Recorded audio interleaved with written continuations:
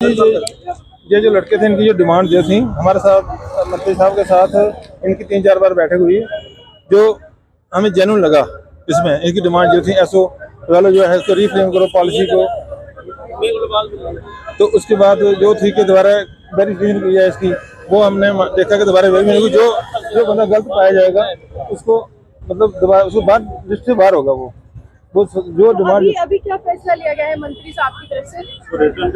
जो डिमांड 3-4 बार हुई थी सीबीआई इंक्वायरी की मांग कर रहे थे, हाँ जी, हाँ जी। सहमत हुई है सरकार?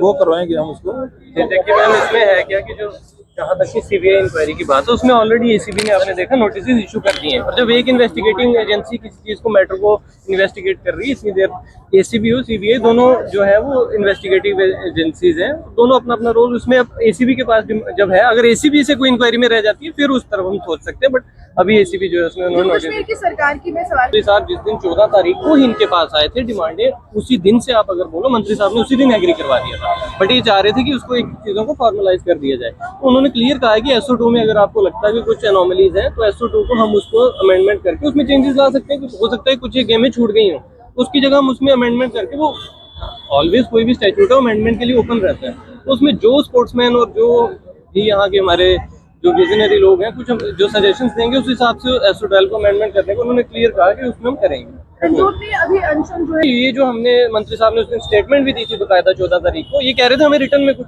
आप दे दो तब हम उठेंगे। तो आज प्राइवेट सेक्रेटरी साहब ने उस रिटर्न में जो है अपना स्टेटमेंट जो इनको रिटर्न में दे दिया, ताकि इनको कोई शक शुबा ना रहे कि जो गवर्नमेंट ने हमारी डिमांड मांगी है उससे बैक ट्रैक ना कर दे। वो रिटर्न में आज प्राइवेट सेक्रेटरी साहब ने इनको वो ज्ञापन जो सौंप दिया। 15वें दिन में हंगर स्ट्राइक तोड़ी गई है।